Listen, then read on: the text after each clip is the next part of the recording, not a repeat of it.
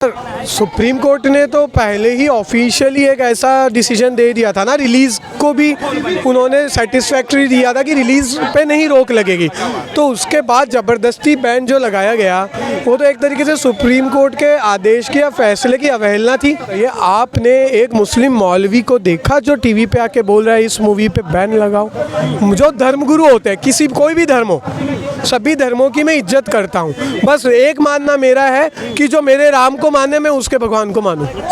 Sir, जो लोग इसमें खिलाफ धर्म के नाम पे काम कर रहे हैं वो धर्म के नाम पे काम ना करेंगे तो उनकी जो मोहब्बत के नाम पे जो दुकान खोल रखी है वो दुकान बंद हो जाएगी, क्योंकि मोहब्बत उनकी ISIS से है। नमस्कार, आप पब्लिक पॉइंट ऑफ व्यू देख रहे हैं और मैं हूं आपके साथ सुमित। बंगाल में केरला स्टोरी को बैन करने के बाद जब टीम सुप्रीम कोर्ट पहुंचती है तो सुप्रीम कोर्ट में बैन हटा लिया जाता है। यहां पर हम दिल्ली में लोगों की राय जानेंगे कि वो क्या कहते हैं इस पूरी मूवी पर। सर, सुप्रीम कोर्ट ने तो पहले ही ऑफिशियली एक ऐसा डिसीजन दे दिया था ना, रिलीज़ को भी उन्होंने सेटिस्फैक्ट्री दिया था कि रिलीज़ पे नहीं रोक लगेगी। तो उसके बाद ज़बरदस्ती बैन जो लगाया गया वो तो एक तरीके से सुप्रीम कोर्ट के आदेश की या फैसले की अवहेलना थी। और ममता बनर्जी की बात की जाए तो ममता बनर्जी का तो क्या है ना सर, उनको तो रामनवमी के जुलूस से भी दिक्कत है। रामनवमी के जुलूस से जिसको दिक्कत हो सकती है, ये तो केरला की सच्चाई है। और मुझे समझ में नहीं आता कि ममता बनर्जी ने इसको बैन लगा के क्या कहा, रीज़न क्या बताया। भाईचारा खराब होगा। सर, ISIS से कौन हिंदू भाईचारा रखता है या कौन सा मुस्लिम भाईचारा रखता है? पहले तो ममता बनर्जी इसका जवाब दे, कौन से भाईचारे को खराब होने की बात कही उन्होंने? क्या वो ISIS से भाईचारा रखने की बात कर रही है? क्योंकि मूवी मुस्लिम विरोधी तो है ही नहीं, और ना मूवी केवल हिंदुओं का पक्ष रखती है, उसमें तो क्रिश्चियन को भी दिखाया गया है। और चलिए क्रिश्चियन और जो सनातनी हिंदू बोलते हैं उसको छोड़ो, वहाँ तो कम्युनिस्ट की भी लड़की को दिखाया गया।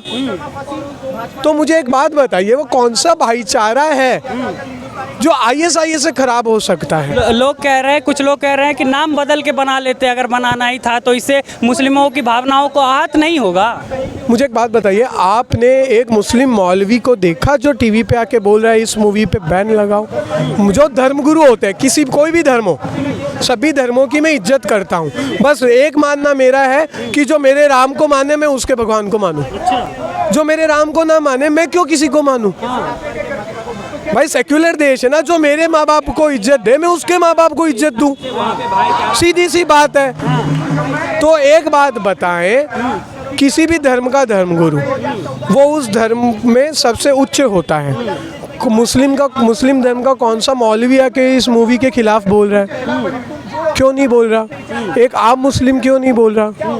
मुझे एक बात बताइए, कहीं ना कहीं ये नहीं दर्शाता है कि वो लोग भी मानते हैं कि हाँ मूवी तो सही दिखाई गई है, क्योंकि मूवी तो ISIS के खिलाफ है। ममता बनर्जी लिखित में ये बयान दे दे कि उनके अकॉर्डिंग ISIS मुस्लिमों का प्रतिनिधित्व करती है, इसलिए उनके हिसाब से भाईचारा खराब हो जाएगा ISIS के खिलाफ मूवी बनाने में। लेकिन एक बात बताइए, फिर धर्म को और मूवी को अलग अलग क्यों नहीं रखा जाना चाहिए? धर्म के साथ क्यों जोड़ा जाता है? अरे मूवीज़ तो, फिल्में तो प्यार बांटने के लिए होते हैं, ये धर्म क्यों आ रहा है? सर, जो लोग इसमें खिलाफ धर्म के नाम पे काम कर रहे हैं वो धर्म के नाम पे काम ना करेंगे तो उनकी जो मोहब्बत के नाम पे जो दुकान खोल रखी है वो दुकान बंद हो जाएगी, क्योंकि मोहब्बत उनकी ISIS से है और टारगेट उनका मुस्लिम होते हैं। आज तो मैं मुस्लिम धर्म के लोगों से एक भाई के नाते बात कर रहा हूँ, क्योंकि भारत में जो भाईचारे की बात करती है, चारा मैं नहीं बनना चाहता लेकिन भाई के नाते बात कर रहा हूँ, भाईचारे के नहीं भाई के नाते बात कर रहा हूँ केवल, कि आप एक बात बताएं मेरे मुस्लिम भाइयों, क्यों आपके धर्मगुरु आके नहीं बोल रहे? क्योंकि वो भी जानते हैं ये मूवी ISIS के खिलाफ है, ना मुस्लिम धर्म के खिलाफ। और इस मूवी में मुस्लिम धर्म के बारे में कुछ गलत नहीं बताया गया। इसमें तो ISIS का जो एक टेररिज्म चल रहा है उसके खिलाफ बताया गया है। मैं तो ये भी बोलूँगा कि हमारे मुस्लिम में जो एजुकेटेड भाई है उन लोग को जाके देखना चाहिए, और जिन लोगों के दिमाग में चीज़ नहीं समझ में आ रही है उन मुस्लिमों को जाके खुद बताएं कि भाई मुस्लिम धर्म नहीं ISIS के अगेंस्ट मूवी। लेकिन चुनाव आते ही हिंदू खतरे में क्यों पड़ जाता है? चुनाव आते हैं ऐसी फिल्में निकल जाती है। उत्तर प्रदेश में चुनाव आया, कश्मीर फाइल्स निकल गई, अगले साल लोकसभा का चुनाव है, अब केरला स्टोरी निकल गई। सर, चुनाव से क्या लेना देना है? लोग कह रहे हैं हिंदुओं को डरा के वोट आप लेंगे। बताइए, ये हिमाचल वगैरह जो ये उत्तराखंड हिमाचल के थे उस टाइम पे तो पठान भी आ गई थी ना।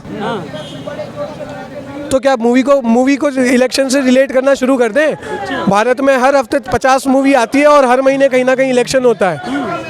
तो क्या बोलना चाहते हैं आप? या मैं नहीं कह रहा, लोग कह रहे हैं, जो लोग कह रहे हैं उनसे ये पूछ विरोधी हैं इस फिल्म। तो मैं बोल रहा हूँ उनसे ये पूछना चाहता हूँ, मूवी बनाना बंद कर दें या इलेक्शन करवाना बंद कर दें?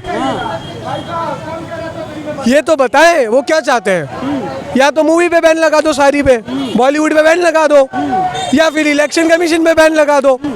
दोनों चीजें साथ में चलेगी तो ऐसा ही होगा कि मूवी को इलेक्शन से रिलेट करना ही तो सबसे बड़ी गलती है। केरल और कर्नाटक में फर्क कितना है? अगल बगल के स्टेट हैं। सर ऐसे तो पूरे भारत, केरल भारत का पार्ट है, पूरा भारत का पार्ट है। अगल बगल की स्टेट की बात क्यों करते हो? फिर तो भारत में कभी मूवी रिलीज ही नहीं होनी चाहिए। क्यों रिलीज करने दे रहे हो? कोई भी मूवी रिलीज मत करने दो, या फिर एक काम सिस्टम शुरू कर दो, 1 महीने मूवी रिलीज होगी, 1 महीने इलेक्शन चलेंगे। वो क्या ऐसी कोई परिपाटी लाना चाहते हैं? अकल से तो अकल से बात करें ना सर। जब बिना अकल के बात की जाती तो ऐसा ही होता है, इसलिए बोल रहे हैं एजुकेशन पे ध्यान दो, धार्मिक इंस्टीट्यूशंस को अपने घर पे रखो और पूरे साइंटिफिक इंस्टीट्यूशंस को लाओ। धार्मिक इंस्टीट्यूशन